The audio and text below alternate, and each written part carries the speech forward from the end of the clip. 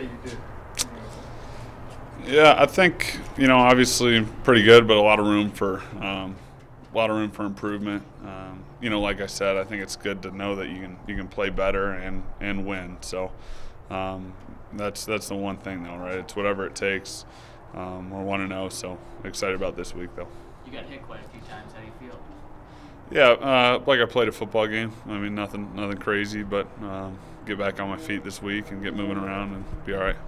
Fans kind of hinted yesterday you may talk to you about feet first. Yeah, it's a long season, so you don't want to take too many unnecessary hits. So when you look back, you kind of say, yeah, I could have avoided that one, but during the play, you're not thinking about that too much. As a coach, do we and the fans worry too much about your health? Probably more so than I do. I think it's football. It's a physical game. I mean, I think there's a perception obviously that as a quarterback you don't want to get hit a lot, but in the division we play in with the edge guys we play in the fronts we play, I think it's almost an inevitability. So.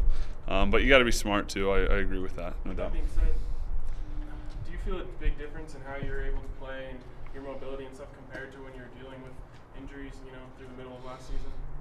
I think it helps being healthy for sure. I mean, obviously playing, you have that experience and you get a better feel of things around you and better awareness. But being healthy helps, no doubt. What can you tell us about the Cowboys' defense? Very well coached, obviously. Stop the run really well. So quarterbacks and receivers got to be on the same page and do their job. But really well coached, do a good job of holding their looks, and got good players, really smart players across the board. So they make it tough on you. You guys CJ said it, some of your defensive guys said it the other night, that Mike McCoy called a really good game the other night. From your perspective, what makes it a good game as a player? Scoring a lot of points. I mean, it's I think the one thing with Coach McCoy is he's got a lot of confidence from us. As far as whatever play's calling, nobody blinks an eye. Whatever the situation is, whether it's 2 minute, 4 minute, whatever we're doing. So I think that's good to have. We always trust we're going to be in the right spot, and it's just our job to make the play go. You guys had 7 different guys catch the football on Monday night. Is that kind of what we'll see throughout the year? And do you feel like there are more weapons in this offense than there were last year? I think so. I think LA also did a good job of making Damaris and Emmanuel kind of taking care of those guys. They made a conscious effort to not let those guys ruin the game for them. So when that happens, got to have our tight end step up, which they did. Benny stepped up, and our backs got to carry the load a little bit. You talked about 17-point leads with 10 minutes to go, how you would maybe handle it a little differently going forward? Yeah, I mean, obviously you just, I think we struggled executing, no doubt. I know that's a boring answer, but it is true. I mean, the pick I threw on the screen, even if I bounce it at the guy's feet and we punt it there and pin him back, who knows what happened. So it's, hindsight's 20/20. But yeah, I mean, there's things we can clean up all over the place. It's tough. It seemed like you guys were more conscious of the clock, but 12 minutes is still an eternity in an NFL game. Yeah, especially with Philip Rivers on the other side. So you felt it kind of after that one series. You felt everybody kind of go, oh, no, we're back in this thing. So we just got to do a better job of finishing the game. Do you feel like with the game that Benny had and with the emergence of the tight ends, other teams will not be able to take away DT and Emmanuel as much as the Chargers tried to?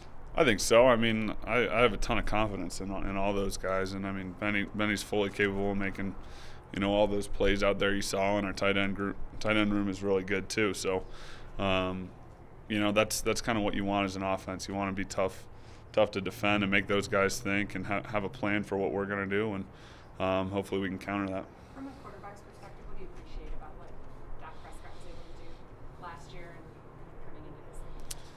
Yeah, I love watching Dak. I mean, he's so impressive, right? I mean, he looks like he's been playing for 10 years. Whatever. This is his second year. It looks like it's year 12 for him. So you can just tell he sees things really well. He's really confident in their scheme, and he's impressive. In the offseason, do you look at other offenses on other teams just to get some ideas? And did you look? I was looking at the Chargers this offseason, so not much else really. I mean, You don't look at other offenses. I mean, I'll just look at other other quarterbacks, take a look at what they do well, and there's so many guys around the league that do a lot of different things well. So just kind of see why they're good and what makes them good, and see what works. Who are some of the quarterbacks that you look at? Because you may not have some of the physical attributes of every quarterback out there. Right.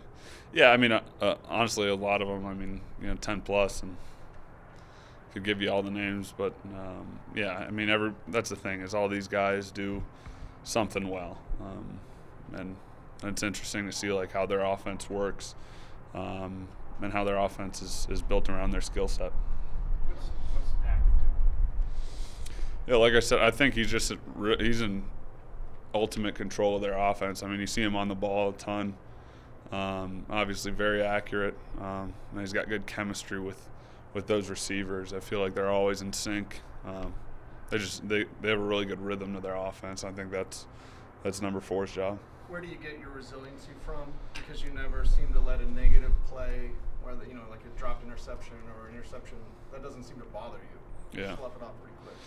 I think I always just think there's so many plays in a game, good or bad. I mean, I've had good plays too, and followed them up with good plays or bad plays. So for me, it's easy to kind of stay focused one play at a time, because that next one's coming whether you like it or not. So if you have a good play, there's not a lot of time to celebrate, or if you have a bad one at the same time, there's not a lot of room to mope. So pretty easy to stay focused there. What have you seen on Connor McGovern's year-over-year improvement and backing up Paradis, like guard too? What have you seen on him? I think just most guys, you see a big jump, kind of the rookie year to their second year, and Connor's kind of made that jump, and I think mentally just has a good understanding of how to play, what he does well, and he's got good leadership in that room too, which definitely helps. So it's just really cool to see players like that kind of grow and develop and help you out. Okay, thank you, Trevor. Thanks, Trevor. Thanks, guys.